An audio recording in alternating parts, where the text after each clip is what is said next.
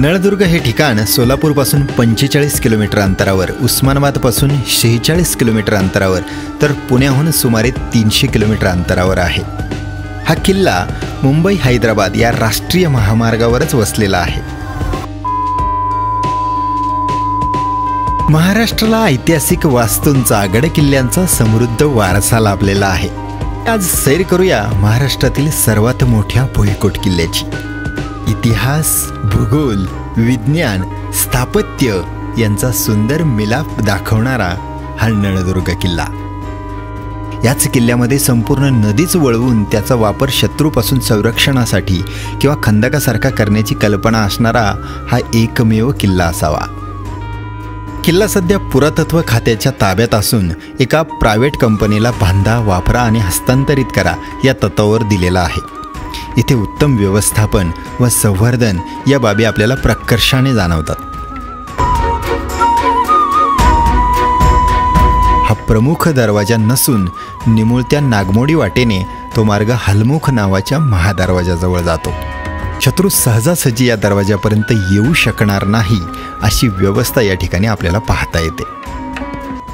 एवढंच करून हा राजा थांबला नाही, तर किल्ल्यातून वळवलेल्या नदीवर धरण बांधलं.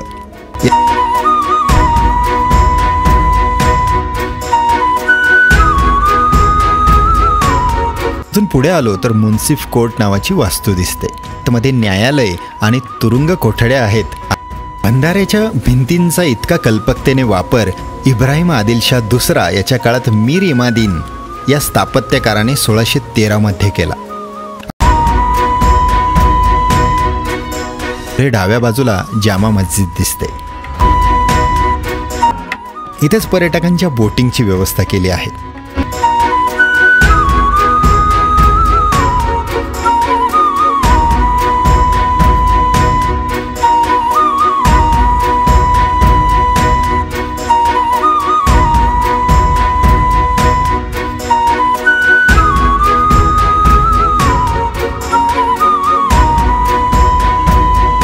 कमानीदार भिंती, कारंजाची व्यवस्था, नक्षीदार बांधकाम, स्नानगृह, शौचालय अशा कितीतरी गोष्टी त्या काळात बांधून ठेवलेल्या दिसल्या.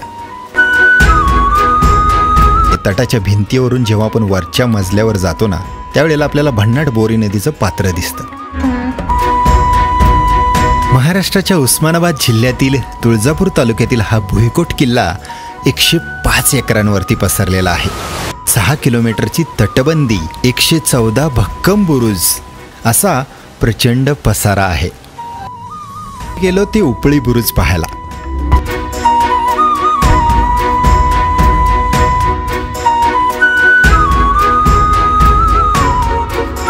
इथे 2 तोफा ठेवलेल्या आहेत. उंच बुरुज 77 पायऱ्या चढून गेल्यावर रणमंडळ, नळदुर्ग आणि आजूबाजूच्या प्रदेशाची छान टिहाळणी कशी करता येईल हे दाखवतो.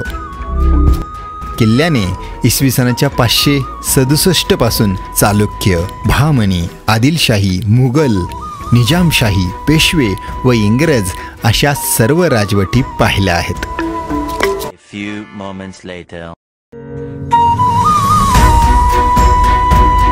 मराठवाडा आणि पश्चिम महाराष्ट्राच्या सीमेवर असणारे तुळजापूर हे तुळजाभवानी देवीच्या नावावरून वसलेले 3.5 शक्तिपीठापैकी एक पीठ होय. या तीर्थक्षेत्राला इसवी सन 1000 वर्षापूर्वीची प्राचीन परंपरा आहे.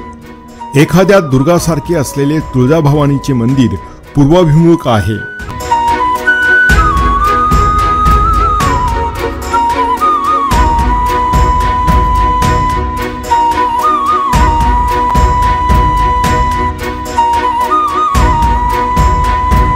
मंदिराला आतून अनेक ओवऱ्या बांधलेल्या आहेत. तुळजापूरचे मंदिर सुद्धा कोल्हापूरच्या लक्ष्मीच्या मंदिरासारखेच हेमाडपंथी पद्धतीचे आहे.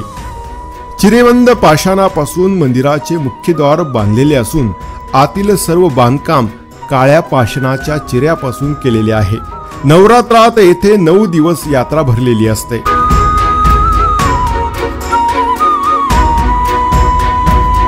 A few moments later.